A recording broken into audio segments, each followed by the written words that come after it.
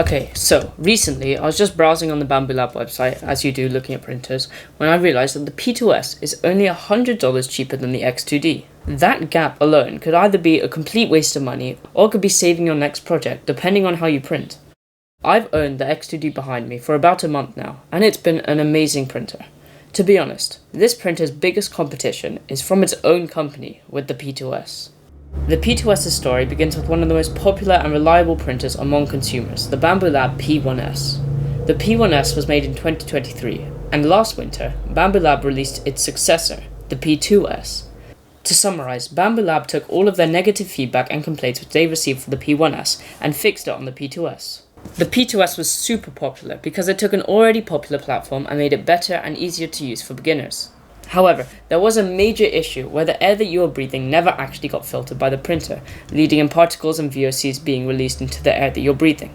This was later fixed by purchasing an external exhaust which is included with the X2D.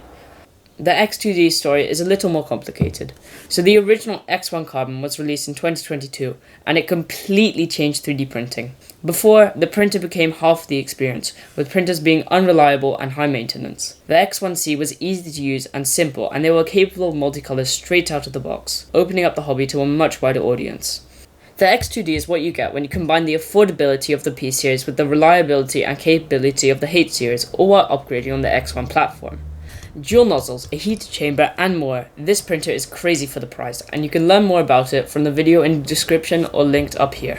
However, the introduction of the X2D has caused a lot of confusion with the Bamboo Lab ecosystem, as many people go for the X2D as it's only $100 more than the P2S. However, the P2S is perfectly fine for most people, and you rarely ever need a heated chamber unless you're printing engineering filaments. When you get the printers, the unboxing experience is very similar, just with extra steps on the X2D. You open up the box, watch the video, pick up the printer with the bag which it's in, you connect the cable to put the screen on, and that's it for the P2S. The X2 needs you to attach and wire up the exhaust kit, which is not included on the P2S. Then you need to attach the auxiliary extruder. This is quite finicky and can be very difficult if you have big hands. However, both unboxing experiences are very similar, so you definitely won't be missing out on anything with either printer. Now let's see what got upgraded on the X2D, and whether it really matters. First of all, the most obvious upgrade is the dual nozzle system which is introduced on the X2D. Every time you need new filament or color, the printer needs to clear the nozzle of the old filament first to prevent color bleeding and other problems. This therefore causes filament to be wasted in little poops like these, and this adds up in big prints. So this isn't a problem when you have a color change horizontally, it is a problem when you have a color change vertically. See, the printer prints objects in layers. See, if there's a vertical line that's in a different color going through the print, the printer will need to change color every time it meets that line, which will be every layer in this case. By having two nozzles, the printer doesn't need to clean the nozzle, saving lots of filament and time. Secondly, Bamboo Lab added a chamber heater to the X2D, and this is what truly changes it into an engineering printer. The chamber heater allows you to print materials such as ABS, nylon, and polycarbonate easily, which is possible on a P2S, but is far easier on the X2D. Also, the X2D added an extra part cooling fan on the left side, which allows for extra cooling and slightly faster printing compared to the P2S. Bamboo Lab also made some aesthetic and user experience changes to the X2D.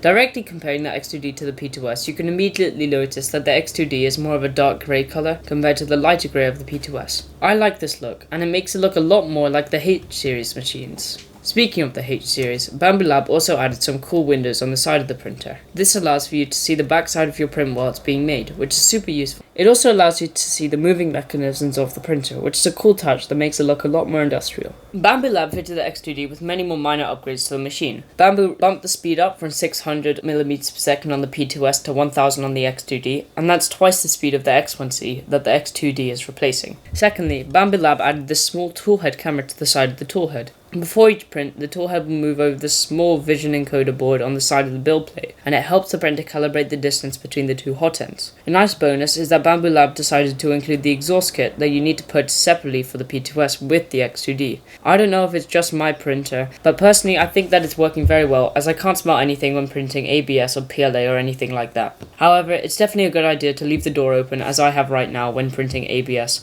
The exhaust kit allows for the printer to meet the UL 2904 certification for emissions, meaning that the printer is safe to be around while printing PLA and PETG Basic from Bamboo Lab. Now that we understand the differences, we can understand who these printers are actually for.